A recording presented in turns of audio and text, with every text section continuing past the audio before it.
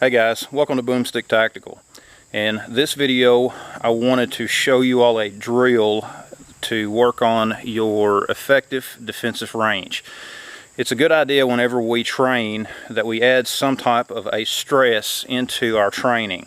Back behind me here we are set up at about 7 yards, and what we're going to do is actually see what our effective defensive range is. Basically, how far could someone be away from you and you be able to stop them? That's what this exercise is about. What we're going to do, my wife is going to be helping me here with this, and what we're going to do, she's actually going to be facing the opposite direction from where I am, and I'm going to be facing the target. She's going to be going the opposite way. What she's going to do is tap me on the shoulder to simulate an attack. At that point, she's going to run the opposite direction.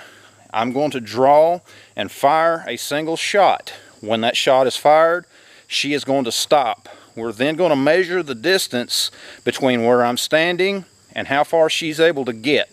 This simulates how far someone could be, or how close someone could be to you and be able to attack you. So that's what we're going to do in this video.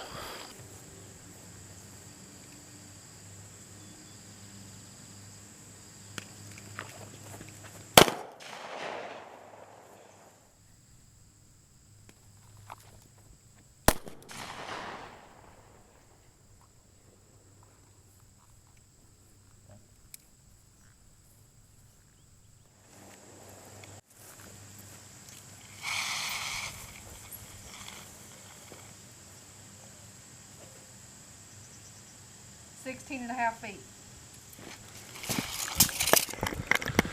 Alright, she was able to get about 16 and a half feet from me. Someone outside that range, I would stand a greater chance of defending myself against them. Now, there's a lot of things that play into that, and one is going to be that stress is going to affect your accuracy. Let's look here where I actually hit on target. You can see here that's still a pretty good shot. We're still in the bowling pin. You know, we're still in center mass on that. But that is something that does add quite a bit of stress to your training, which is a good thing. You know, adding that stress is going to make you a little more efficient with your firearm.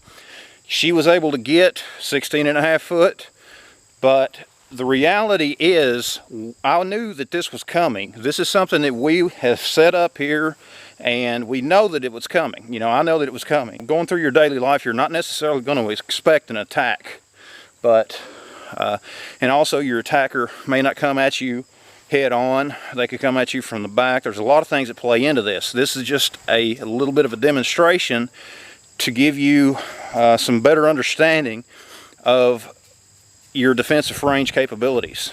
Now we're going to mix it up just a little bit. When we talk about concealed carrying, there's a lot of people that do not carry a round in the chamber.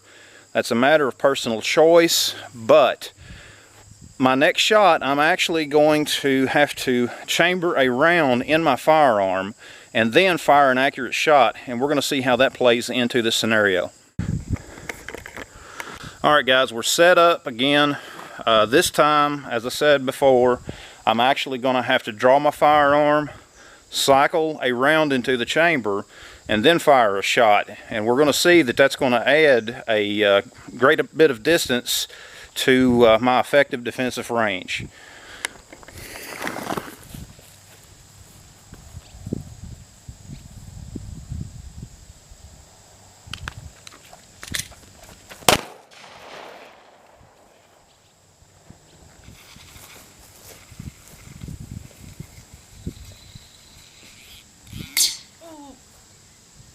It's over 24 foot because it stopped.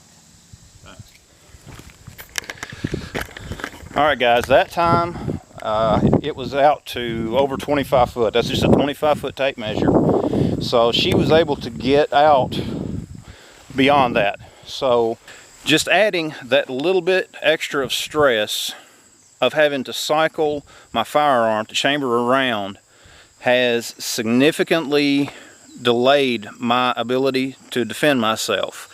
she was able to get out to, it was a little over 25 foot. I only had a 25-foot tape measure. She was able to get out just a little bit further than that. So that is something that you may want to consider also. If you're someone who does not carry a round in the chamber of your firearm, that's something to take into consideration. You know, my first shot was approximately, she was able to get out about 16.5 foot, and then once I added having to load my firearm, it took it out to over 25 foot. That means someone who was within that 25-foot range would be able to get to me with a knife or other type of a weapon before I would be able to load my firearm and defend myself. With my gun already loaded like I normally carry it, someone who was within 16 to 16.5 foot would be able to get to me. And again, this is simulating what could happen in the real world, but in the real world, we do not always know when an attack is coming. It could come from behind, it could come from one side or the other. So this is something that I knew when it was coming. So this is practice, this is training. Anyways, guys, hope you liked the video. What do you think about this type of exercise? Is this something that you do in your training? Let me know if there is some form of stress that you like to add to your training. Drop that in the comment down below. I'd appreciate it. Let me hear from you. Anyways, guys, I would appreciate it if you would give the video a thumbs up. Be sure to subscribe, check out our other videos, and thanks for watching. We'll see you next time.